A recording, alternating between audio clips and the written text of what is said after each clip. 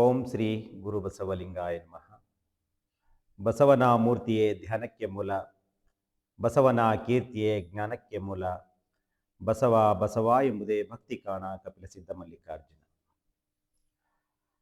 ಈ ಒಂದು ಸಂಜೆಯ ಒಂದು ಸಾಮೂಹಿಕ ಪ್ರಾರ್ಥನಾ ಕಾರ್ಯಕ್ರಮದಲ್ಲಿ ಭಾಗಿಯಾಗಿರುವಂತಹ ತಮ್ಮೆಲ್ಲರ ಅಂತರಾತ್ಮಕ್ಕೆ ನನ್ನ ಅನಂತ ಶರಣಾರ್ಥಿಗಳು.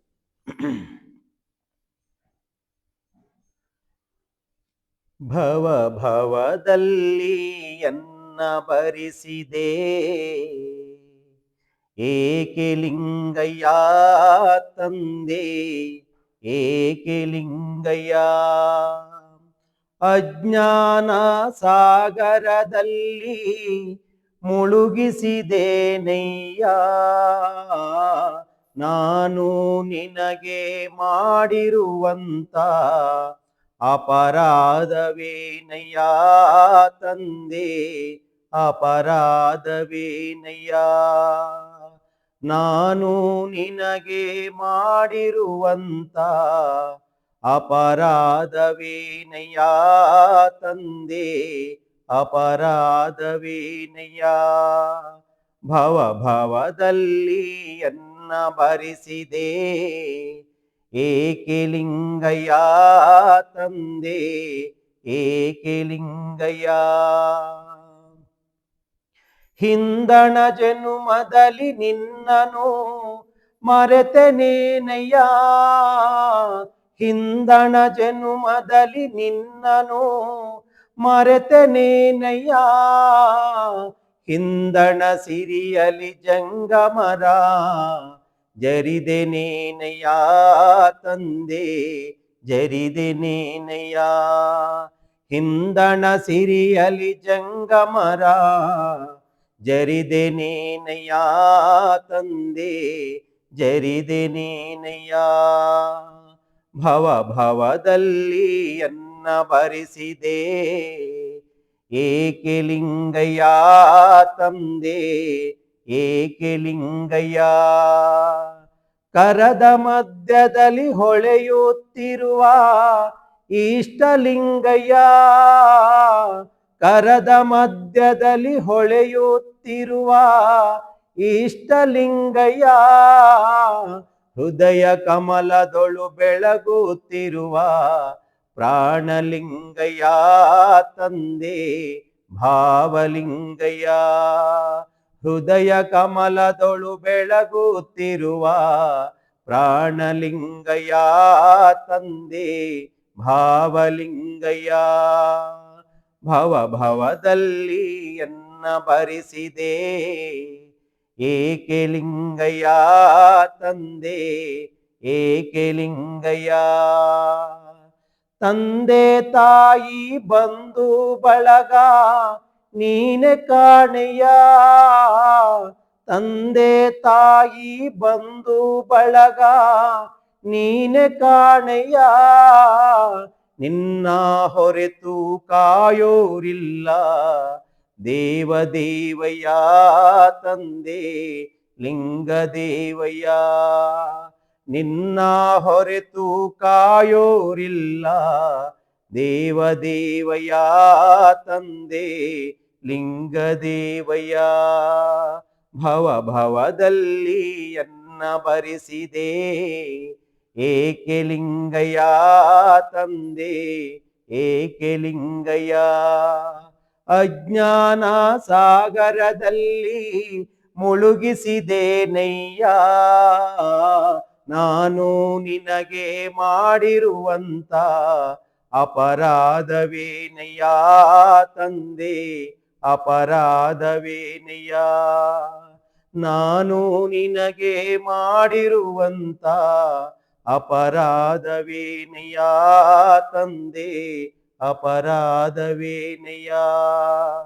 ಭವ ಭವದಲ್ಲಿ ಎನ್ನ ಭರಿಸಿದೆ ಏಕೆ ಲಿಂಗಯ್ಯ ತಂದೆ, ಏಕೆ ಲಿಂಗಯ್ಯ.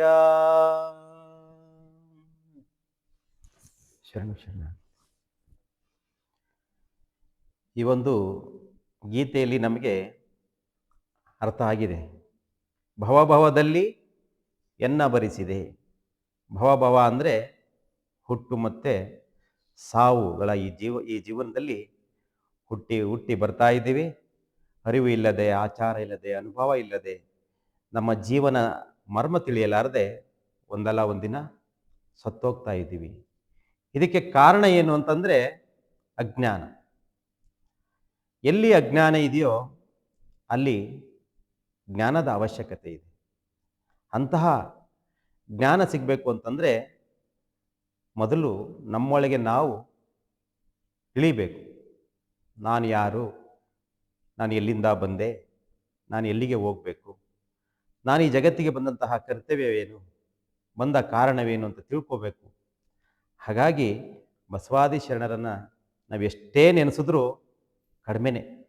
ಯಾಕೆ ಅಂತಂದರೆ ಬಸವಾದಿ ಶರಣರು ಜಗ ಬದುಕಲಿ, ಈ ಜಗತ್ತು ದೈವಿಮಯವಾಗಲಿ, ಪ್ರತಿಯೊಬ್ಬರಲ್ಲೂ ಪರಮಾತ್ಮನಿದ್ದಾನೆ, ಅವರೆಲ್ಲರೂ ದೈವ ಸ್ವರೂಪಿಗಳಾಗಲಿ ಅಂತ ಹೇಳಿ ತಮ್ಮ ಜೀವನವನ್ನೇ ಪಣಕ್ಕಿಟ್ಟು ವಚನ ಸಾಹಿತ್ಯವನ್ನು ರಚನೆ ಮಾಡಿ ತಮ್ಮ ಜೀವನವನ್ನು ಬಲಿದಾನ ಮಾಡಿ ಕಲ್ಯಾಣ ಕ್ರಾಂತಿಯಾಯಿತು. ವಚನ ಸಾಹಿತ್ಯ ಉಳಿಬೇಕು ಅಂತ ಹೇಳಿ ಅವರು ಉಳಿವಿ ಕಡೆ ಬಂದರು. ತಮ್ಮ ಜೀವನವನ್ನು ನಮಗಾಗಿ ಬಲಿದಾನ ಮಾಡಿದ್ದಾರೆ. ಈ ಅರಿವು ನಮಗೆ ಸ್ವಲ್ಪ ಕಿಂಚಿತ್ತಾದ್ರೂ ಯಾವಾಗ ಅರಿವಾಗುತ್ತೋ ಆವಾಗ ನಿಜವಾಗ್ಲೂ ನಾವು ಈ ಬಸವ ತತ್ವವನ್ನು ತಿಳ್ಕೊಳ್ಳೋದಕ್ಕೆ, ಈ ಬಸವ ತತ್ವವನ್ನು ಅರ್ಥಕೊಳ್ಳೋದಕ್ಕೆ, ಅದ್ರ ಮುಖಾಂತರ ನಮ್ಮ ಜೀವನವನ್ನು ಸಾರ್ಥಕ ಮಾಡ್ಕೊಳ್ಳೋದಕ್ಕೆ ಸಾಧ್ಯ ಆಗುತ್ತೆ. ಕರದ ಮಧ್ಯದಲ್ಲಿ ಹೊಳೆಯುತ್ತಿರುವ ಇಷ್ಟಲಿಂಗಯ್ಯ, ಹೃದಯ ಕಮಲದೊಳು ಬೆಳಗುತ್ತಿರುವ ಪ್ರಾಣಲಿಂಗಯ್ಯ ಅಂತ ಹೇಳ್ತಾರೆ. ಈ ಕರದ ಮಧ್ಯದಲ್ಲಿ ಇಷ್ಟಲಿಂಗವನ್ನು ಕೊಟ್ಟಂಥವ್ರು ಯಾರು? ಯಾರ್ರೀ ಇಷ್ಟಲಿಂಗವನ್ನು ಮೊದಲು ಕೊಟ್ಟವ್ರು ಈ ಜಗತ್ತಿಗೆ? ಬಸವಣ್ಣವರು. ಎಲ್ಲರೂ ಹೇಳ್ತಾರೆ ಇಷ್ಟಲಿಂಗ ಮೊದಲಿಂದನೂ ಇತ್ತು ಅಂತ. ಆದರೆ ಇಷ್ಟಲಿಂಗದ ಜನಕ ಧರ್ಮಗುರು ಬಸವಣ್ಣನವರು 12ನೇ ಶತಮಾನದಲ್ಲಿ ತಾವು ಆವಿಷ್ಕರಿಸಿ ಅನುಭವಿಸಿ ಈ ಜಗತ್ತಿಗೆ ಎಲ್ಲವರು ದೈವಿಮಯವನ್ನು ಹಂಚ್ಕೋಬೇಕು, ಅದನ್ನು ಅರ್ಥ ಮಾಡ್ಕೋಬೇಕು, ತಮ್ಮ ಆತ್ಮೋದ್ಧಾರವನ್ನು ಮಾಡ್ಕೋಬೇಕು ಅಂತಂದರೆ ಕನ್ನಡಿಯನ್ನಾಗಿ, ದೇವರ ಕುರುಹನ್ನಾಗಿ, ನಮ್ಮ ಅರಿವಿಗೆ ಬೆಳಕನ್ನಾಗಿ ಕೊಟ್ಟಂಥದ್ದು ಇಷ್ಟಲಿಂಗ. ಹೌದಲ್ಲ? ಇಷ್ಟಲಿಂಗ ಅದು ನಮಗೆ ಹೇಗೆ ಅಂತಂದರೆ ಆತ್ಮಕ್ಕೆ ಕನ್ನಡಿ ಇದ್ದ ಹಾಗೆ, ಈ ಪ್ರಾಣಕ್ಕೆ ಒಂದು ಈ ಪ್ರತಿರೂಪವನ್ನು ತೋರಿಸಿ ಪರಮಾತ್ಮನಲ್ಲಿ ಬೆರೆಸೋದಕ್ಕೆ ಅದು ನಮಗೆ ಸಾಧನವಾಗಿರುವಂಥದ್ದು. ಹೌದಲ್ಲ? ಹಾಗಾಗಿ ಇಷ್ಟಲಿಂಗ ಬಸವಣ್ಣನವರಿಂದ ಈ ಜಗತ್ತಿಗೆ ಉದಯವಾಯಿತು. ಅಂತಹ ಇಷ್ಟಲಿಂಗವನ್ನು ಕೊಟ್ಟದ್ದು ಬರೀ ಏನೋ ಗುಡಿಗುಂಡಾರಕ್ಕೆ ಹೋಗಿ ಪೂಜೆ ಮಾಡೋಕ್ಕೆ ಎಷ್ಟೋ ಜನಕ್ಕೆ ಅವಕಾಶ ಇರಲಿಲ್ಲ. ಹೌದಲ್ಲ? ಒಂದು ಕಾನ್ಸೆಪ್ಟು ಅದಿರ್ಬೋದು.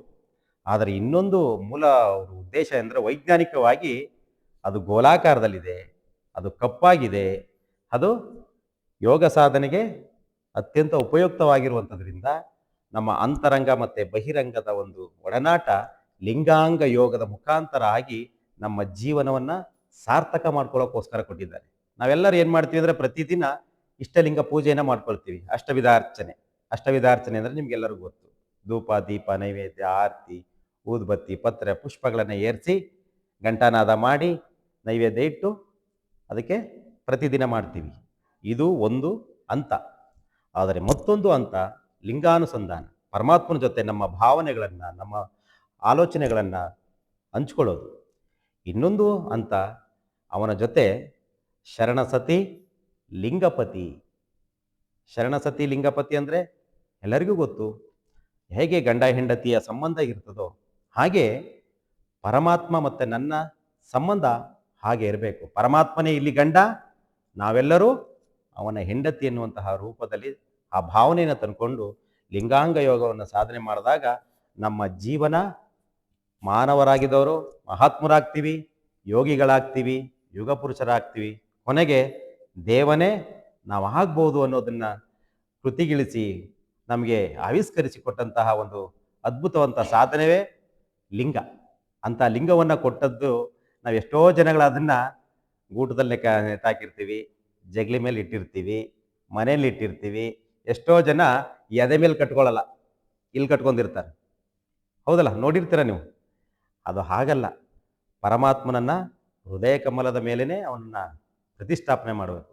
ಹಾಗಾಗಿ ಲಿಂಗವನ್ನು ಅಲ್ಲಿ ಕಟ್ಕೊಳ್ಳೋದು ಸಹ ನಮ್ಮ ಜೀವನಕ್ಕೆ ಎಷ್ಟು ಉಪಯುಕ್ತ ಅಂದರೆ ಪರಮಾತ್ಮನ ಮುಂದೆ ಇದ್ದಾನೆ, ನಾವು ಅವನ ಹಿಂದೆ ಇದ್ದೀವಿ, ನಾವೆಲ್ಲೇ ಹೋದ್ರೂ ಸಹ ನಮಗೆ ಅವನು ರಕ್ಷಣೆ ಆಗಿರ್ತಾನೆ ಅಂತನ್ನೋ ಒಂದು ಮನೋಭಾವನೆ, ಮತ್ತು ಈ ಒಂದು ಜೀವನವನ್ನು ಧೈರ್ಯವಾಗಿ ಮಾನಸಿಕವಾಗಿ ಸದೃಢವಾಗಬೇಕು ಅಂತಂದರೆ ನಾವು ಲಿಂಗವನ್ನು ಯಾವಾಗಲೂ ಕಟ್ಕೋಬೇಕು.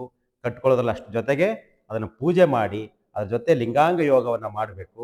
ಲಿಂಗಾಂಗ ಯೋಗವನ್ನು ಮಾಡಿದಾಗ ನಮ್ಮ ಒಳಗಡೆ ಇರುವಂತಹ ಸೂಕ್ತವಾದಂತಹ ಜ್ಞಾನ ಪ್ರಕಟ ಆಗಿ ನಾವು ಸಹ ದೈವಿಮಯವಾದಂತಹ ಒಂದು ಜೀವನವನ್ನು ಮಾಡ್ಕೊಳ್ಳೋದಕ್ಕೆ ಸಾಧ್ಯ ಇದೆ ಅಂತ ಅನ್ನೋದನ್ನು ನಾವು ತಿಳ್ಕೊತಾ ಇದ್ದೀವಿ. ಕೊನೆಗೆ ಹೇಳ್ತಾರೆ, ತಂದೆ ತಾಯಿ ಬಂಧು ಬಳಗ ನೀನೇ ಕಣೆಯ, ನಿನ್ನ ಬಿಟ್ಟು ಹೊರತು ನನಗೆ ಬೇರೆ ಯಾರು ಇಲ್ಲ. ಹೌದಲ್ಲ? ಈ ಜಗತ್ತಿಗೆ ಬರಬೇಕಾದ್ರೆ ನಮ್ಮ ಜೊತೆಗೆ ಯಾರು ಬಂದಿರ್ತಾರ? ಯಾರು ಬಂದಿರ್ತಾರೆ? ಬರುವಾಗಲೂ ಒಬ್ಬನೇ ಬರ್ತೀವಿ. ಈ ಜಗತ್ತಿನಲ್ಲಿ ಒಂದಷ್ಟು ದಿನಗಳ ಕಾಲ ಎಲ್ಲವನ್ನ ಅನುಭವಿಸ್ತೀವಿ. ಹೆಣ್ಣು ಹೊನ್ನು ಮಣ್ಣಿನ ಮುಖಾಂತರ ಈ ಮೂರೇ ನಮ್ಮ ಜೀವನಕ್ಕೆ. ಅವನತಿಗೂ ಅದೇ ಕಾರಣ, ಉನ್ನತಿಗೂ ಅದೇ ಕಾರಣ. ಹೌದಲ್ಲ? ಅದನ್ನು ಬಳಸ್ಕೊಳ್ಳೋ ರೀತಿಯಲ್ಲಿ ನಮ್ಮ ಜೀವನ ಅಡಗಿದೆ. ಆ ಮರ್ಮವನ್ನು ನಾವು ತಿಳ್ಕೊಂಡಾಗ ಮಾತ್ರ ನಮ್ಮ ಜೀವನ ಸಾರ್ಥಕ ಆಗುತ್ತೆ. ಅದಕ್ಕೆ ಪ್ರಭುದೇವರು ಹೇಳ್ತಾರೆ, ಭೂಮಿ ನಿನ್ನದಲ್ಲ, ಹೇಮ ನಿನ್ನದಲ್ಲ, ಕಾಮಿನಿ ನಿನ್ನವಳಲ್ಲ, ಇವು ಜಗಕ್ಕಿಕ್ಕಿದ ವಿಧಿ, ನಿನ್ನ ಒಡವೆ ಎಂಬುದು ಜ್ಞಾನರತ್ನ. ಇಂತಪ್ಪ ದಿವ್ಯವಾದ ರತ್ನವನ್ನ ನೀನು ಕೆಡಗೊಡದೆ ಅಲಂಕರಿಸಿದೆಯಾದೊಡೆ, ಗುಹೇಶ್ವರದಲ್ಲಿ ನಿನ್ನಿಂದ ಬಿಟ್ಟು ಸಿರಿವಂತರಿಲ್ಲ ಕಾಣ ಎಲೆ ಮನವೇ ಅಂತ. ನಿಜವಾದ ಒಡವೆ ಯಾವುದು? ಜ್ಞಾನ.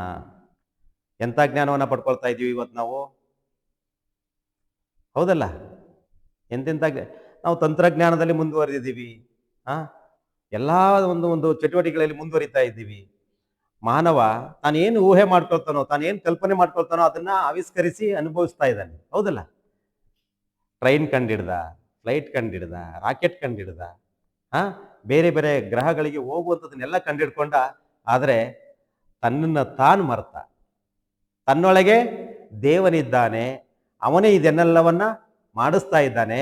ಆ ಜ್ಞಾನದ ಪ್ರತಿರೂಪವೇ ಅವನು, ಜ್ಞಾನದ ಬೆಳಕೆ ಅವನು. ಈ ಜಗತ್ತಿನ ತುಂಬಿಕೊಂಡ್ರವನು ಆ ಪರಮಾತ್ಮ. ನಾವೇನ್ ಮಾಡ್ತಾ ಇದೀವಿ ಅದೆಲ್ಲ ಅವನಿಗೆ ಗೊತ್ತಾಗ್ತಾ ಇದೆ ಅನ್ನೋದನ್ನ ಅರಿವೇ ಇಲ್ಲದಂತೆ ನಾವೆಲ್ಲವನ್ನ ಮಾಡ್ತಾ ಇದ್ದೀವಿ, ಬದುಕ್ತಾ ಇದ್ದೀವಿ. ಹೌದಲ್ಲ?